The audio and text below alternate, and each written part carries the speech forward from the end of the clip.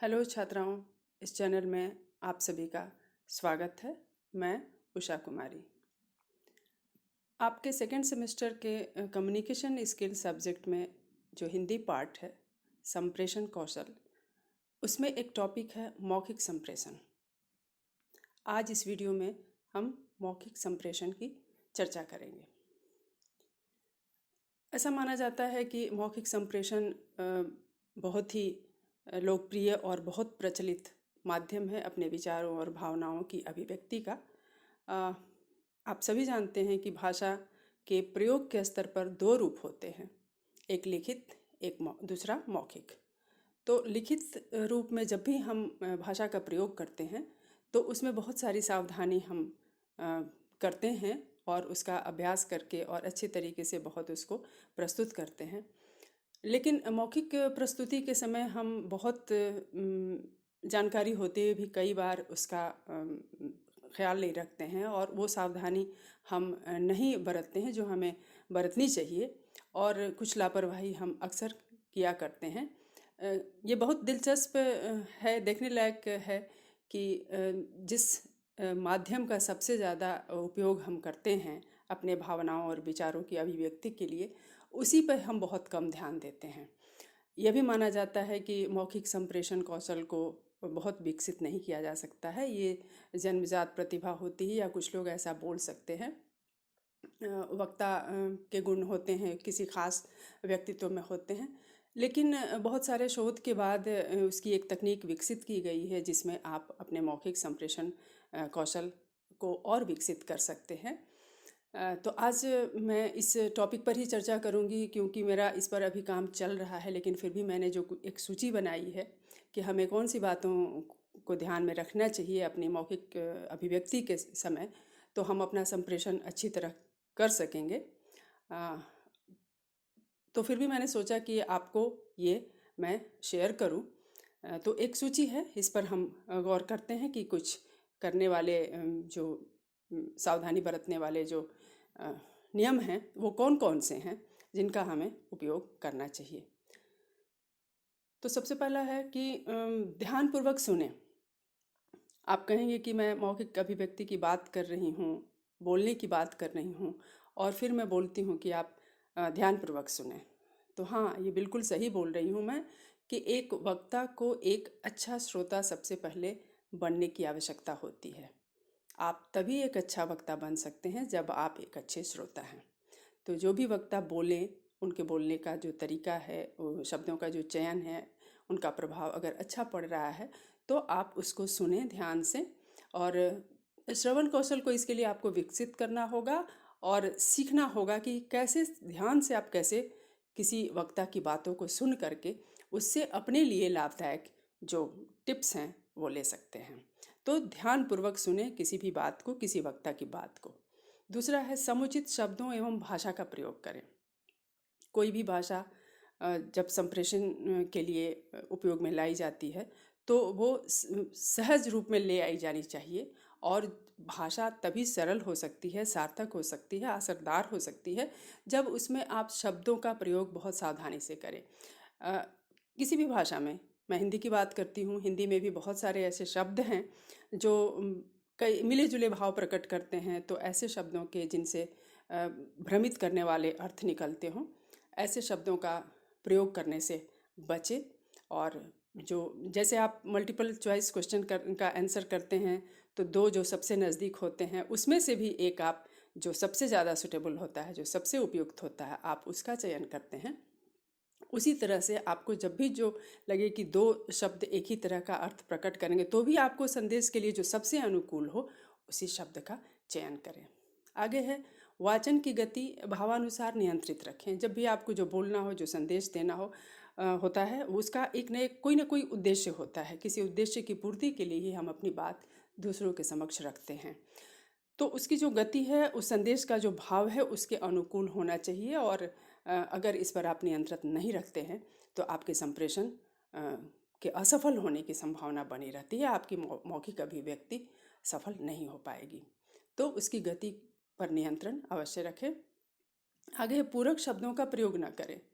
अब आप देखते होंगे, ध्यान दीजिएगा कि कोई वक्ता बीच में दो वाक्यों के बीच में गैप छोड़ते हैं। बहुत कभी कभी ज़्यादा समय का गैप भी होता है, क्योंकि यह एक मानसिक प्रक्रिया है। विचारों के भाषा के रूप में प्रकट होने का बड़ा सूक्ष्म मनोवैज्ञानिक प्रक्रिया भी चलती रहती है वक्ता के दिमाग में, मस्तिष्क में। तो उस बीच स्वाभाविक है, बहुत स्वाभाविक है कि दो वाक्यों के बीच में थोड़ा सा गैप आए। तो उस गैप को जो है उसको निरर्थक शब्दों से नहीं भरने की कोशिश करनी चाहिए।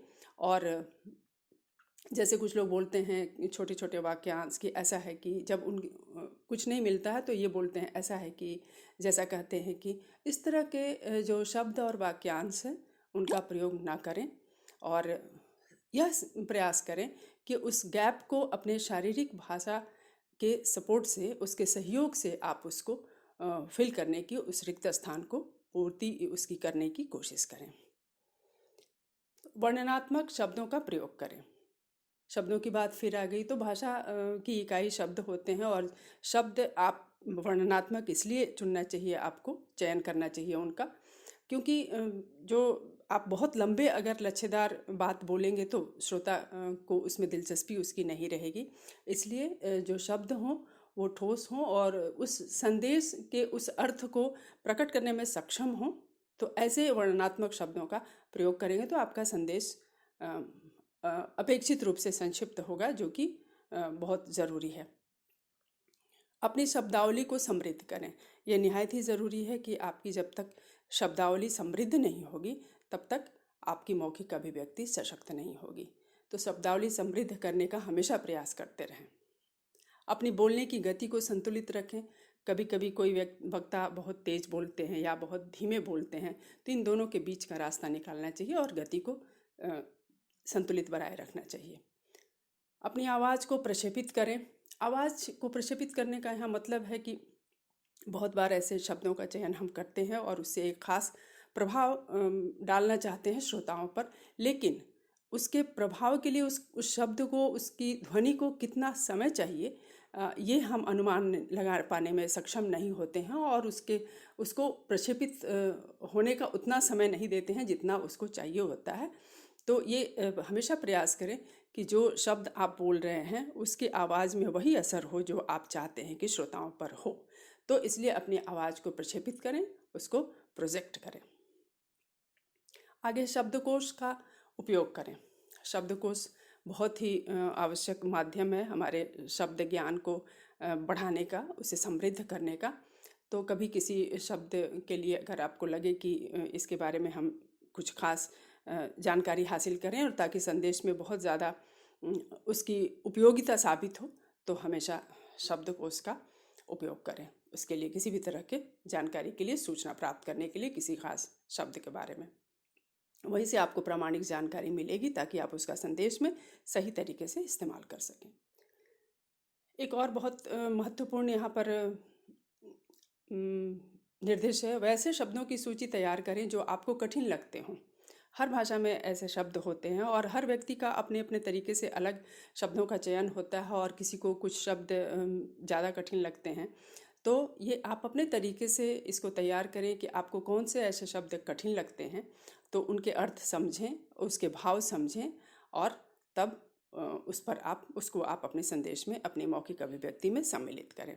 शब्दों के सही उच्चारण का अभ्यास करें। शब्दों का चयन ही पर्याप्त नहीं है। आपने शब्दों का बहुत अच्छा चयन कर लिया, लेकिन जब तक आप उसका सही उच्चारण नहीं करेंगे तो आपकी मौखिक अभिव्यक्ति असफल साबित होगी। इसी क्रम में यहाँ पर कुछ वर्ण का उदाहरण मैं स्वरों का दे रही हूँ जो हिंदी के ही हैं। जैसे जो बहुत कॉमन गलती है जो देखने में आती है कि श और स का उच्चारण जो होता है वो बेहद असावधानी से किया जाता है, सामान्य लोगों में देखती हूँ। तो इसका अभ्यास ज़रूर करें। इसके लिए सावधान रहें कि श को श ही बोलें और स को स ही बोलें, न कि श को स बोल दें और स को श बोलें। यह आपके संप्रेषण को, मौखिक अभिव्यक्ति को ये बाधित करता है। इसका अभ्यास ज़रूर करें। वैसे ही ड और ड के उच्चारण का अभ्यास करें और ड़ और र के उच्चारण का अभ्यास करें। यह भी बहुत कॉमन गलती है कि ड़ की जगह र बोला जाता है और र की जगह ड़ बोला जाता है। ये मैंने हिंदी के कुछ उदाहरण आपको दिए। प्रतिदिन आधा घंटा न्यूनतम पढ़ने की आदत डालें।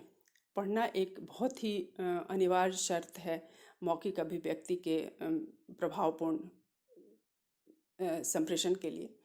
तो कम से कम आधा घंटा जब आप पढ़ेंगे, पढ़ने की आदत डालेंगे, तो आपकी शब्दावली से लेकर के शब्दों के उच्चारण से लेकर के आपके भावानुकूल संप्रेषण से लेकर के आपकी जो भी समस्या इससे संबंधित है वो आपकी यहाँ समाप्त होगी, उसका समाधान आपको मिलेगा। इसलिए कम से कम प्रतिदिन आधा घंटा पढ़ने की आदत डालें। और जो लोग रोज़ पढ़ते हैं निसंदेह उनकी मौखिक भाषा अच्छी होती है।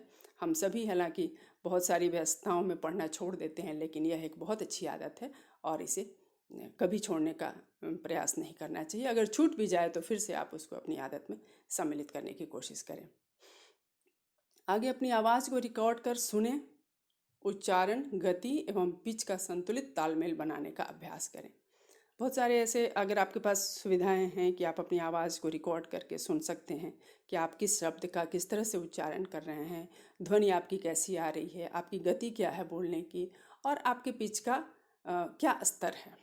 तो इसके लिए अपनी आवाज़ को अगर संभव हो तो रिकॉर्ड करके भी उसमें जो गलतियां आपसे हो रही हैं उसका संशोधन करें। रेडियो एवं टेलीविज़न का प्रसारण सुने एवं देखें। रेडियो बहुत ही अच्छा माध्यम है आपकी मौखिक अभिव्यक्ति को प्रभावशाली बनाने के लिए, वो सहयोग करने के लिए। आजकल रेडियो फिर से बहुत लोकप्रिय हो रहा है, तो आप उसके अच्छे कार्यक्रम को सुनें और देखें कि उसमें जो वक्ता होते हैं वो कैसे बात करते हैं।